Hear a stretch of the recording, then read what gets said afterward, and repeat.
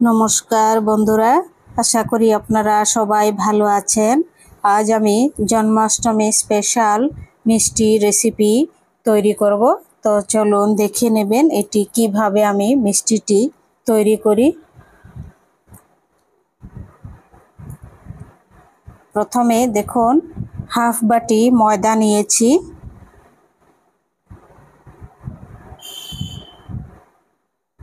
এখন তেল দিয়ে দিচ্ছি ময়ামের জন্য 1 চামচ।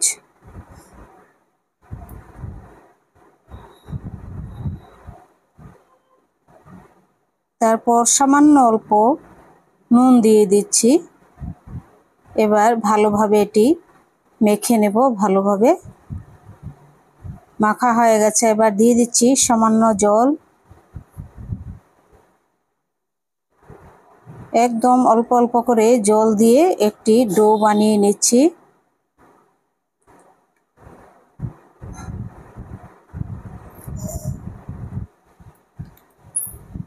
মাখা হয়ে গেছে, এবার বেলে নিচ্ছি। দেখুন খুবই পাতলা করে এটি বেলে নিচ্ছি।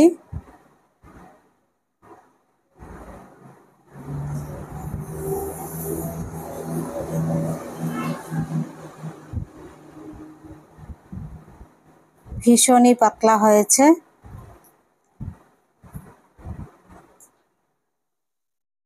এখন অল্প এটি সাইডগুলি কেটে তারপর অল্প একটু আমি কর্নফ্লাওয়ার তেল দিয়ে মিক্স করে এটি লাগিয়ে দিচ্ছি।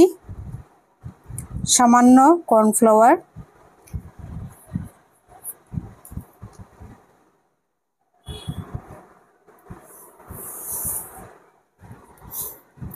এবার এরকম ভাবে ফোল্ড করে নিচ্ছি। দেখুন এরকম ভাবে ফোল্ড করে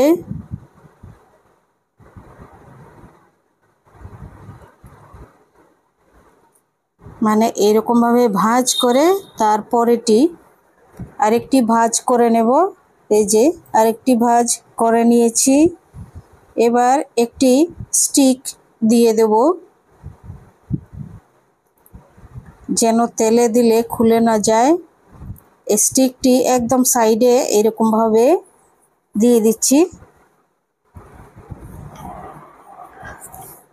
ভাজার পর স্টিকটি পরে খুলে নেব।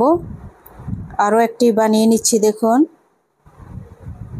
সামান্য কর্নফ্লাওয়ার দিয়ে, বেশি কর্নফ্লাওয়ার দিচ্ছি না। এইরকম ভাবে এরকম ভাঁজ করে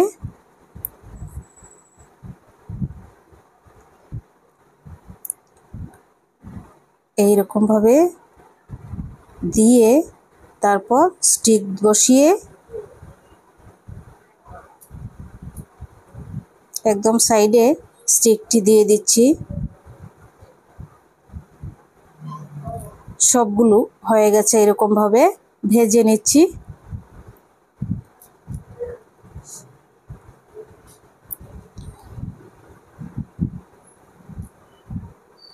ভাজা হয়ে গেছে। দেখুন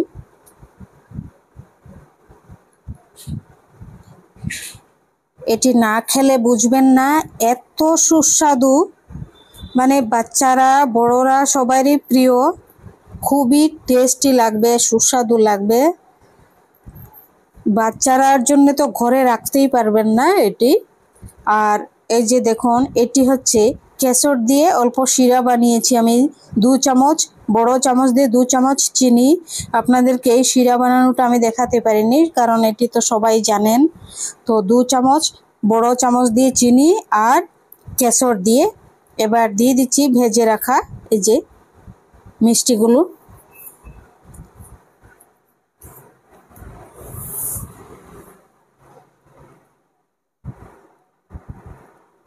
সবগুলো এইরকম ভাবে শিরার মধ্যে দেওয়ার পর গ্যাসটি অফ করে দিয়েছি আমি। এবার নিয়েছি দেখুন আলমন্ড, পেস্তা আর এটি হচ্ছে ক্যাডবেরিজ চকলেট, ডায়েরি মিল্কে এরকম ভাবে দিয়ে তারপর পেস্তা আর আলমন্ডের মধ্যে এরকমভাবে চাপ দিয়ে লাগিয়ে দুর্দান্ত সুস্বাদু। আর এটি 1 মাস পর্যন্ত সংগ্রহ করে রাখতে পারবেন। এত সুস্বাদু আর এত মুচমুচে। আমি ফ্রিজে রেখেছি, তাও মুচমুচে নষ্ট হয়নি। গরমের ভয়ে ফ্রিজে রেখেছি, কিন্তু ফ্রিজের মধ্যেও মুচমুচে রয়ে গেছে। এত সুন্দর, এত সুন্দর, ভীষণ টেস্টি। এরকম আপনারা বানিয়ে খাবেন। আর এটি হচ্ছে রক্ষাবন্ধনেও বানাতে পারবেন আর জন্মাষ্টমীতে বানাতে পারবেন। আর আপনাদের যদি রেসিপিটি ভালো লেগে থাকে, সাবস্ক্রাইব করবেন, লাইক করবেন, শেয়ার করবেন, কমেন্ট করে জানাবেন কেমন হয়েছে এই জন্মাষ্টমী স্পেশাল মিষ্টিটি। আর একবার অবশ্যই আমার রিকোয়েস্ট, এরকম করে বানিয়ে খেয়ে দেখবেন। দুর্দান্ত দুর্দান্ত। আর 1 মাস সংগ্রহ করে রাখতে পারবেন।